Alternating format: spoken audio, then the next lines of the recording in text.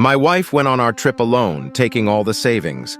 I think she has another boyfriend. Mary's family has a notable history of dementia, with her mother, grandmother, and several maternal relatives having succumbed to the condition in their mid to late 50s. After her father's passing, Mary's mother resided with us for 4 years until earlier this year. With our children now independent, the eldest in her final college semester and the youngest having enlisted, our household has seen its share of challenges. The past 4 years, particularly with the added pressures of COVID-19, remote work, and remote schooling for our college and high school-aged children, have been strenuous on our family and marriage. The experience of living with a loved one suffering from dementia has been particularly harrowing. In the last year, Mary and I had extensively discussed using the remaining college funds, our savings, and possibly selling or renting out our home, a decision influenced by our readiness to downsize, to travel for a year, or until our finances were depleted. This plan was contingent on finding a care facility for her mother. The toll of caring for someone with dementia, coupled with our own burnout and Mary's anxiety over her potential to develop the condition herself, made the prospect of travel even more appealing. Once we were able to move Mary's mother into a care facility, I anticipated a period of relief. However, this transition led to a significant decline in Mary's mental health. She was consumed by guilt over placing her mother in a facility and overwhelmed by fear of developing dementia herself. Our dream of beginning our travels in the summer of 2024 seemed more distant than ever. 2 months ago, I returned home to find that Mary had left a note indicating she had embarked on our planned trip alone. She resigned from her job, withdrew a substantial portion of our savings, and left no indication of when she might return. Her actions left me in shock, with her whereabouts unknown and communication cut off. In response to this upheaval, I took immediate steps to secure our finances by closing all joint accounts and credit cards. Despite hoping for her return before our savings were depleted, after a month with minimal contact, I sought legal advice. The lawyer advised me to change the beneficiaries of my retirement accounts and life insurance, ensuring Mary would not benefit should anything happen to me while she pursued what was supposed to be our shared adventure. The situation remains unresolved, with legal options limited due to the inability to serve her with papers. Following my lawyer's guidance, I've continued to make payments on our mortgage and cars. The legal fees associated with obtaining a judge's permission to sell our jointly owned assets would far exceed the cost of keeping up with these payments. I'm particularly cautious about maintaining my credit score. Hence, despite the financial strain, allowing any of our vehicles to be repossessed isn't an option, especially since selling isn't feasible with both our names on the title. Communication with Mary has been sporadic and unpredictable, limited to random text messages and her intermittent Instagram updates, where she's conveniently disabled comments. Despite my strong desire to block her on all fronts, my lawyer has recommended keeping at least one line of communication open that doesn't involve our children. Her latest post from Hawaii was a jarring reminder of our shattered plans, where she ironically praised me for allowing her this adventure. Meanwhile, I'm stretched thin, managing the payments for 2 cars, our mortgage, household bills, and insurance on a dwindling savings account, all while she indulges in what was supposed to be our shared dream. The betrayal cuts deep. After years of jointly caring for her mother and supporting Mary through her subsequent mental health struggles, her decision to leave feels like the ultimate act of abandonment. Now, faced with financial hardship, the dream trip we planned together slips further away, along with my hopes for an on-time retirement. Although our children share in my frustration and anger towards their mother, I suspect their forgiveness will come with time, a thought that only amplifies my resentment. Amidst this turmoil, suspicions about her fidelity, or lack thereof, gnaw at me. Given her attractiveness and charm, it wouldn't be difficult for her to find companionship. A moment of weakness had me confronting her about it via text. Her denial came a week later. So here I am, spending my Friday nights alone with a drink, ruminating over the stark contrast between my situation and her seemingly carefree existence. Before updating, I want to respond to your interesting comments. Commentator: expressing gratitude for allowing her to embark on this trip essentially implies, after I've enjoyed the freedom of being single, I'll return to the stability and safety of our marriage. Upon her return, my response would be, welcome back. Now here are the documents for our separation. My answer: she is completely convinced that she will return to an intact marriage. Through several discussions with our daughter, she has persuaded herself that I will comprehend her actions and extend forgiveness. Another commentator: advise your daughter to convey the message that you're initiating divorce proceedings due to abandonment, to see if this prompts any response. While I'm usually not in favor of involving children in these matters, it's important they understand and support your stance. You might also consider informing her that continued behavior like this could lead to further estrangement from the family. Consider sharing your situation publicly, highlighting how she is enjoying herself while leaving you in a difficult position. If you remain silent, people might wrongly assume you condone the situation, so it's crucial to communicate your true circumstances. My answer: she selectively listens, responding to my request for an address to serve her papers with a vague promise of resolving things upon her return, a resolution I find unlikely. Despite my daughter expressing the distress she's causing, her only rebuttal is a grim forecast of having 5-10 years before dementia sets in, an uncertain future at best. This raises the question, shouldn't she be cherishing this time with her family instead? Update: my outlook has improved now that my financial strain is somewhat alleviated, thanks to a strategy of accruing debt that will be settled once I sell our house. Even considering legal expenses, I have a financial cushion for the next 6-8 months, barring any unforeseen emergencies. A piece of sage advice from a friend's wife resonated with me. Maintain your image as a hero, not a villain, in the eyes of your children. The manner in which I speak of and treat their mother will shape my future relationship with them. While my feelings towards my wife have cooled, it's crucial to avoid casting her in a sympathetic light or alienating the kids from us both. Following a consultation with my lawyer, the plan is to offset the savings my wife withdrew by deducting it from her portion of the assets. This adjustment will also compensate for the expenses I've shouldered alone during her absence. Given the intertwining of our finances over nearly a quarter-century of marriage, she will inevitably receive a portion of the assets. The ideal scenario would involve her accepting the divorce terms swiftly and inexpensively. Otherwise, the process could become protracted and costly. My lawyer outlined various scenarios and potential costs, prompting me to adopt a wait-and-see approach. To ease financial pressures, I secured credit cards with promotional rates, planning to clear the balances with proceeds from the house sale. In her absence, I've found unexpected freedom and peace. The obligations of cooking, cleaning, and caretaking are gone, leaving the house in an unfamiliar quietude. Despite the love I once had for my wife, her mental health struggles have been a heavy burden on our marriage.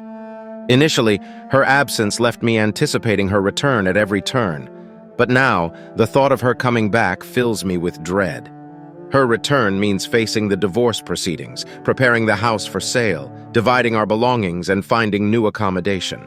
Although I hope she remains away until after the new year, my daughter suspects her mother might return for Christmas, whether for a visit or to stay. My attorney is preparing the necessary documents to serve my wife with divorce papers. I'm hopeful she'll agree to the terms presented and continue with her travels. I've received some insightful advice on various matters. Regarding the idea of renting or selling our house, it's not a viable option at the moment. Preparing the house for sale or rent would require fixing certain issues, and financially the numbers don't add up. After considering the mortgage, potential rent on a new apartment, and the cost of a storage unit, the net amount wouldn't justify the effort, especially since my children's rooms are still filled with their belongings and I'm not inclined to clear them out. On the suggestion of obtaining a home equity line of credit, HELOC, it was an excellent recommendation. I discovered that it's possible to secure a loan without needing both parties to consent. While this remains a viable option should I need additional funds, opting for credit cards with promotional rates proved to be a more immediate and cost-effective solution. As for serving divorce papers or pursuing a divorce in absentia, this might become necessary down the line. However, such actions would significantly increase legal fees, so for now, I prefer to wait. I also investigated her whereabouts by reviewing our phone bill and noticed a pattern in her social media activity. She tends to post about her locations after she has left them. For instance, She posted about being in Hawaii on the same day a call was made from Los Angeles. Similarly, she mentioned going on a cruise, but I deduced she had already returned by the time she posted about it. Furthermore, she attempted to add international calling to her phone plan, but I blocked it, leading her to remove her phone from our account altogether. Before the latest intriguing update, I will respond to a couple of your comments. Commentator: I'm truly outraged for you. It's astonishing how she has the nerve to say, "My husband is so wonderful for allowing me this trip." A part of me really hopes she comes back by Thanksgiving because I want her to face the consequences of her actions. My answer? She has informed her family that she will not be returning home for Thanksgiving. However, she is unaware that my daughter and I will be celebrating Thanksgiving with her family. She will be able to witness through our posts the enjoyable moments she's missing out on. Another commentator: I strongly suggest changing the locks on your house to prevent her from easily entering while you're away. I feel deeply upset on your behalf. Having been married for 23 years myself, I can't imagine how I would react if my husband did something similar. I would be unstoppable in dealing with the situation. My answer: she returned her keys. In response, I updated the security system's code, altered both the passphrase and password, and relocated the emergency key previously hidden in the backyard to a new, undisclosed location. Last intriguing update. In mid-December, my wife messaged me to say she would be returning home for Christmas. I informed her that our daughter and I would be spending the holiday at my brother's place and made it clear that she was not welcome to join us. I arranged for her car to remain in the driveway, with the fob left in the backyard, as she had no access to the house in my absence. Ultimately, she spent Christmas with her sister.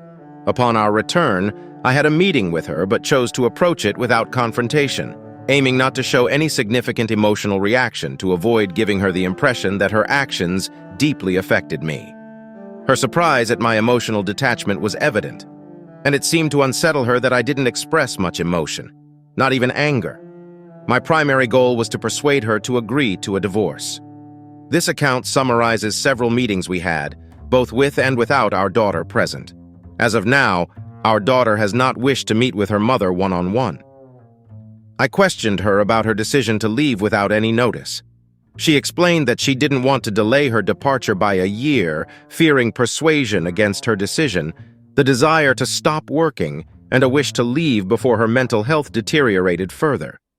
However, I suspected her motives largely involved accessing our finances without my intervention, knowing I would manage our children's needs and household responsibilities in her absence.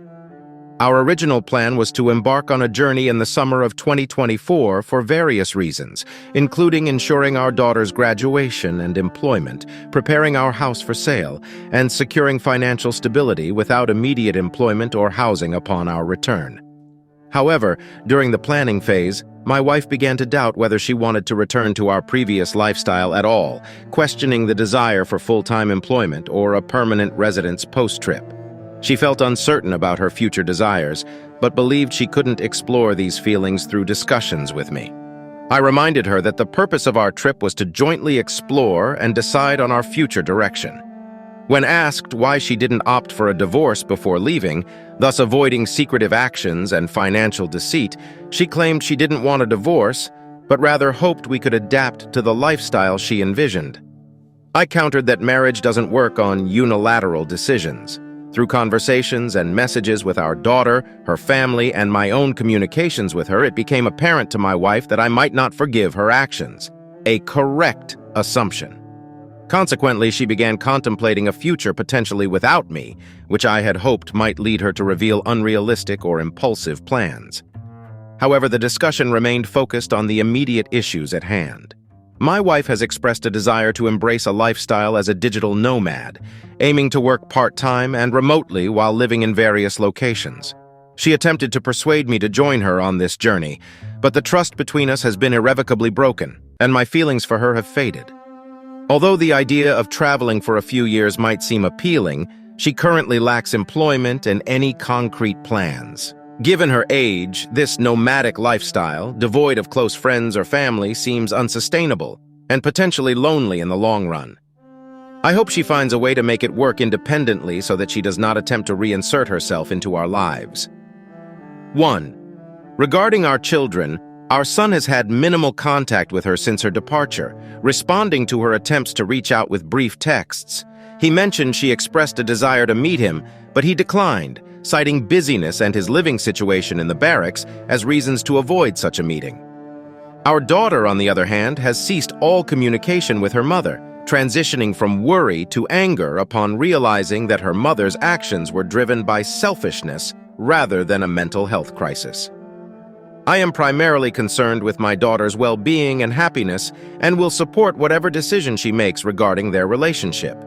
2. As for the financial aspect, she has depleted approximately half of the available funds. It seems she recognized the need to strategize financially before exhausting her resources completely. 3. I chose not to inquire about whether she had been with anyone else during her time away, as the answer holds no significance for me. Whether or not she has been truthful in claiming she hasn't, I remain indifferent.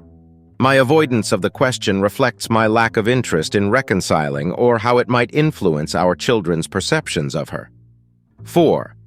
She insists that she regrets the turmoil her actions have caused and believes that taking time for self-discovery was in her best interest. Despite her assertions of remorse, I view her decision to leave as an act of selfishness. The initial fear for her safety and the possibility of never seeing her again highlight her tendency towards self-centered behavior. I expressed to her that she seems to be opting for the path of least resistance, leaving the burdens for others to shoulder. Should she fall ill, she anticipates our children will care for her. If financial ruin strikes, she assumes she can turn to family for shelter. And if she abandons everyone, she expects forgiveness and acceptance, much like how we accommodated her mother in our home. She likely imagines a future where our children play a significant role, but the reality is, their involvement may not be as she envisions, especially not in the capacity they once held. Despite how this may sound, I find myself content with the current state of affairs. Our divorce proceedings are underway, and we've managed to agree on major points such as selling our home, dividing retirement funds and profits from the sale, settling debts incurred during our separation, and handling household expenses. The settlement has largely favored my preferences, and soon she will have a diminished presence in my life. There will be no alimony payments required from me, and her decision to earn less does not financially obligate me further, a situation I'm relieved to avoid. Her well-being is no longer my concern or responsibility.